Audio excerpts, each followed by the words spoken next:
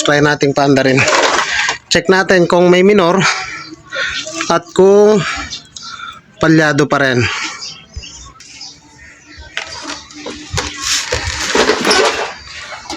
Start natin.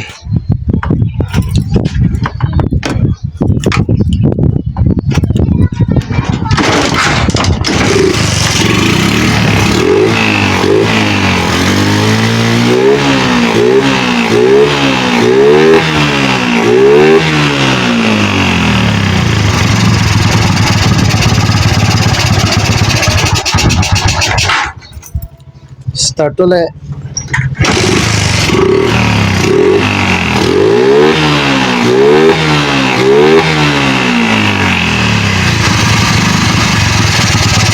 So yun mga padreng, may minor na. So yan, konting tono na lang. Ang kagandahan dito, hindi na siya palyado.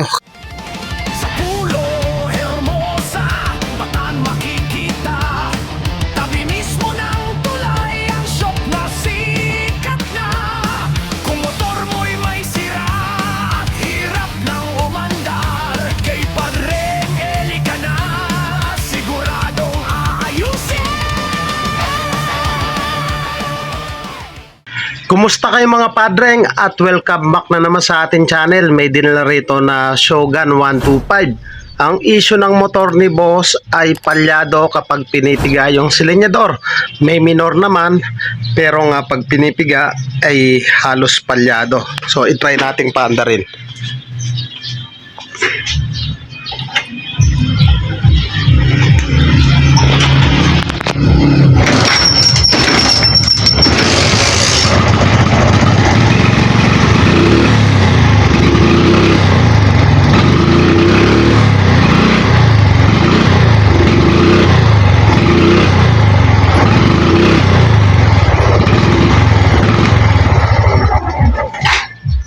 Hanggang sa namamatay. So sabi ni boss may minor naman pero wala naman pala siyang minor. Try uli natin, palyado. Ayan o, ayaw umandar ng walang silinyador. Try nating tadyakan tsaka natin isilinyador. Bitawan natin, namamatay. Walang minor at palyado. Kapag ganito yung issue ng inyong motor Shogun 125 at naghahanap ka ng video na tungkol sa palyado, para sa inyo tong video na to. So yun mga padreng, binaklas na muna natin yung kanyang flarings para ma-expose natin yung mga carburetor tapos yung makina. Kalimitan ang pinagmumulan ng palyado yung mga ganitong klase ng motor kasi once na may nakita kang fuel cock, eto fuel cock, pakita ko muna sa inyo ito. Pag may nakita kang ganyan, automatic yan, may vacuum hose yan. Yung vacuum hose na yan ay makikita dito sa kanyang manifold. Ayun o, yung kulay black na yan.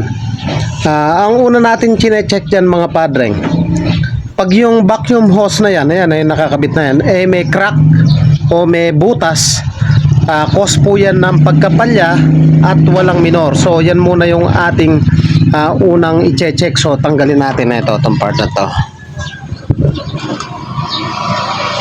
Ayun.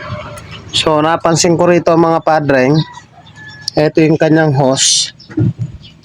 So binatak ko siya, naputol oh. Ayan. Siguro to nakabaling ganon. O, binatak ko lang hose, naputol. So once na may butas po kasi yan, yung hose na yan papunta dun sa fuel cock, automatic po yan palyado. So i-try nating, ayan, nakatanggal na rin, i-try nating ibalik to dito sa kanyang manifold. So yun o, nakita ko putol siya. Possible to na may crack siya, may butas kaya palyado. Ngayon nung binatak natin, tuluyan ng matanggal. Try nating paanda rin. Check natin pag binirit natin kung papalya pa siya. Try natin. Pakita ko muna ito, vacuum hose dun sa kanya manifold. Try nating start. Check natin kung papalya pa. Papatay yata. Yan. Ay, mandar.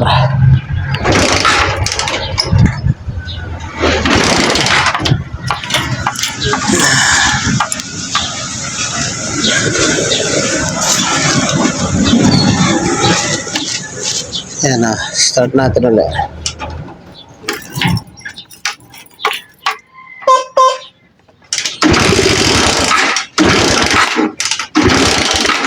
O tayo. Ay, start. Natuluyan na yata. Start. Isa pa.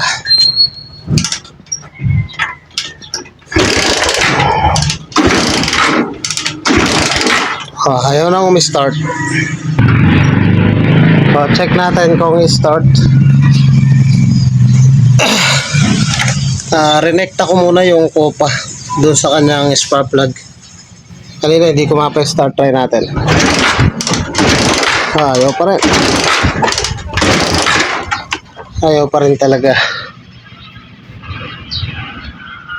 Renekta ko na. Isa pa. So ang gawin natin dyan, baklasin na natin yung kanyang carburetor. So napansin ko doon yung sa kanyang vacuum hose, binata ko lang, naputol. So isang cause din yan kung bakit pumapalya. Ngayon tingnan nyo yung kanyang carburetor. Napakadumi oh. So linisin na muna natin to. Ngayon bago natin linisin, tanggalin natin to. Higupin natin yung kanyang vacuum hose. Kung maglalabas ng gasolina, tanggalin ko muna. Ito yung vacuum hose. Okay. Tapos sugutin natin yung kanyang fuel hose. Yun. So nakita ko yung problema oh. Ito yung problema oh.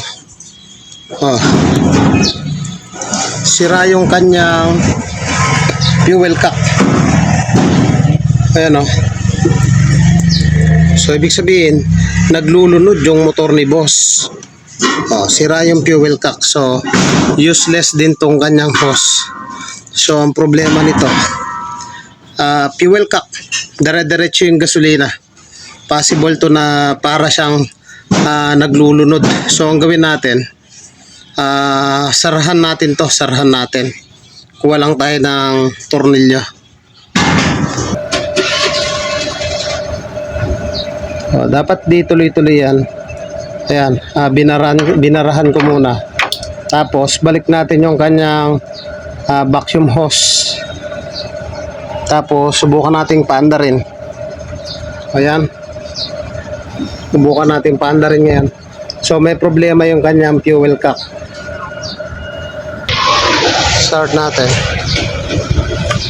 Check natin.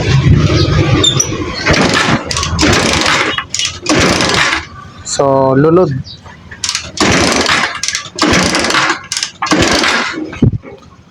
Lunod yung kanyang carburetor.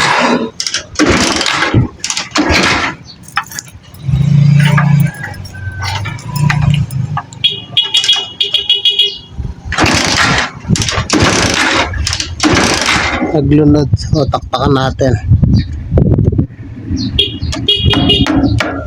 para itapon yung sobra.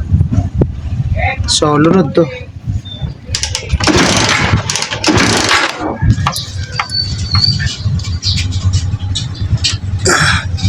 Malakas naman yung kuryente, di ko lang maipakita. Kaya nakapokus tayo sa carburetor.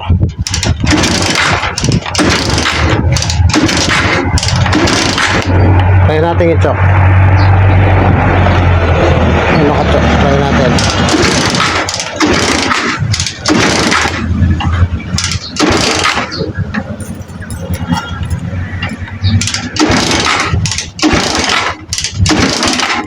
So ayaw pa rin mandar.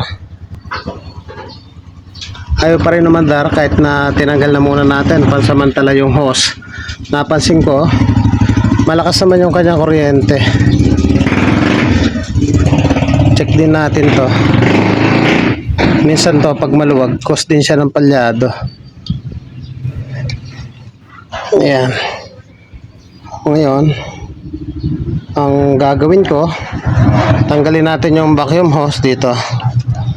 Ayan, tapos tatadyakan ko, isasara ko ng kamay yung ito, pakita ko sa inyo. Ito, sasaran ko ng kamay. Minsan kasi pag may problema tong ating fuel cock, kahit na nakabalik to, para pa rin siyang singaw. Subukan natin paandarin.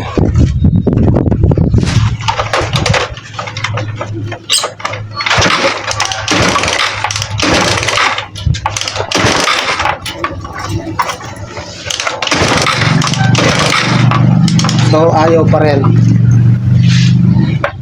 Ayaw pa rin mga padre. So kailangan na natin baklasin yung kanyang carburetor. Tapos subukan natin paandarin.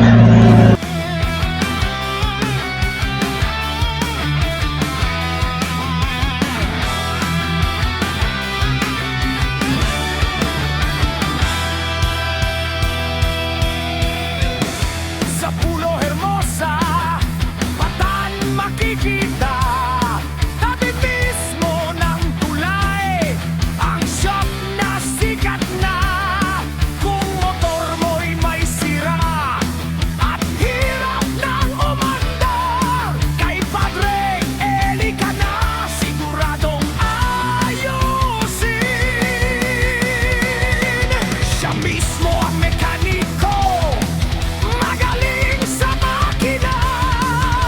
Wiring man o engine, walang problema. Sa bawat pihit ng tools, siguradong pulido. Motor mo'y babalik sa lakas na todo. Sa Padreng Eli Motor Shop, halika na. Ayos ang motor mo, sigurado ang saya. Mura na, ulitin pa ang gawa. Kaya dito ka na magpagawa.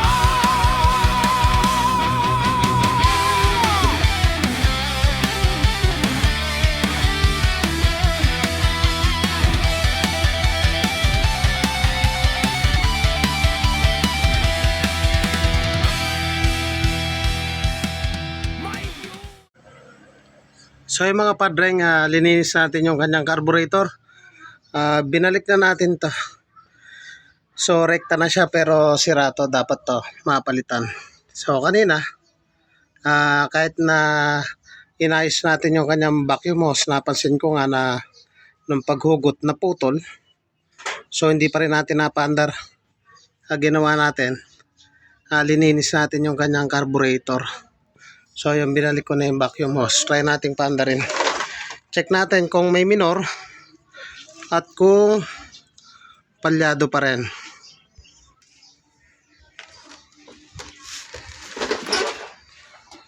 Start natin.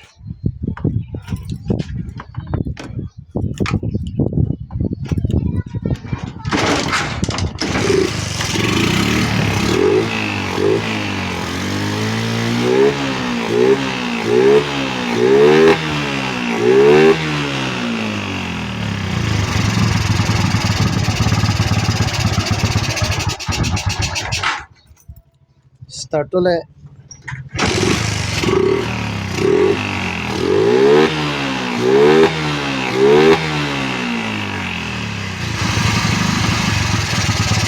So yun mga padreng, may minor na.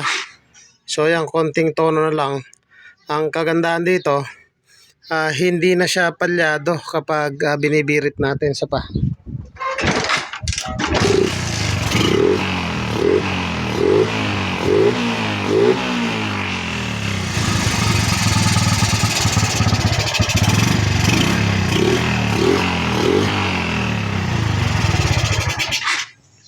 Kaso, ang problema na lang nito mga padre, kasi pag ganyan, ang dating rektahan, may tendency na mag-overflow yung kanyang carburetor. Once na nag-overflow, hindi na natin mapapaandar. So nakarekta kasi siya. Pakita ko sa inyo. Rekta yan. Bali wala na yung kanyang fuel cap.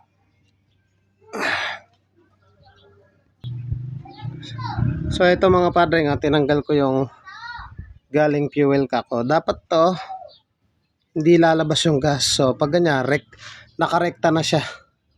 So dapat to yung fuel cap, pag ganyan, magpalit na kayo. So, balik na natin.